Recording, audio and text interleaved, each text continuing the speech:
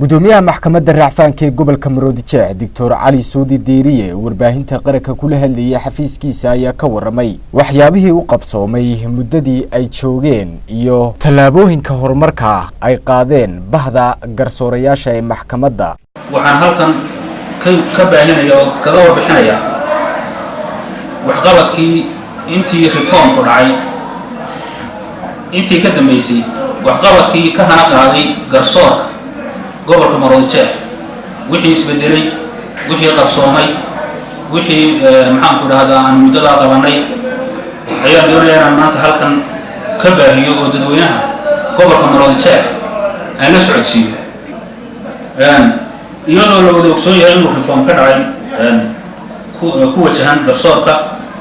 annagu ka gobol Maroodijeex ahaan maxkamadda racfaanka waa maxkamad ballaaran gobolka Maroodijeex uu ka ballaarayo gobolada kale waxa hoos yimaada 10 maxkamadood oo marka gobolada kale loo eego waan ka baaxadweyna 10ka maxkamadood oo hoos yimaada maxkamadda racfaanka waa maxkamadda gobolka Maroodijeex maxkamadda degmada Hargeysa oo iyana waa hawshay kala baxda maxkamadda gobol degmada Galiley maxkamadda Balligubada maxkamadda degmada Saylabari maxkamadda Salaxley degmada Salaxley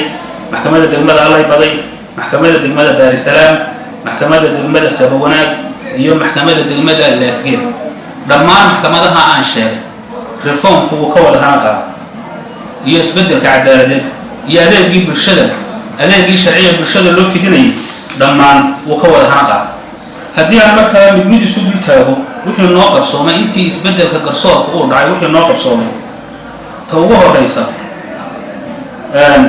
arinta koowaad ugu muhiimsan aan wax ka qabanay waxa kamid ah oo aan hagaajin wada shaqayntii ka dhaxaysay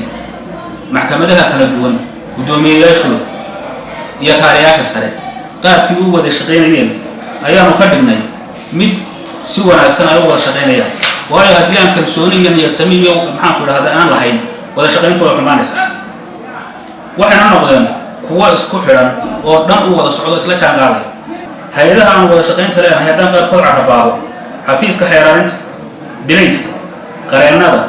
hay'adaha xuquuqul insaanka ciidanka asluubta dowladda hoose dhammaantood waxaanu ka dhignay wada shaqaynteedu mid aad iyo aad u sareysa waayo ujeedada kaliya aan u shaqaynayno waa dadweynaha loo adeego adeeg sharci oo hufan siiyo maadaama aanu qofna dan gaar lahayn waxaanu ka dhignay kuwa isla jaanqaaday gudoomiyaha maxkamadda racfaan ahaan waxaan ka hawlgalay in maxkamadaha hoose maamul ahaan ay noqdaan kuwa iyagu toosin ku sameeya maxkamadaha ay maamulaan dhammaantayo gudoomiyayaal ahaan waxaan wax weyn ka qabanay cabashooyinkii ka iman jiray shaqaale hoosaadka kaaliyayaasha oo berigii hore aan waxba laga qaban jirin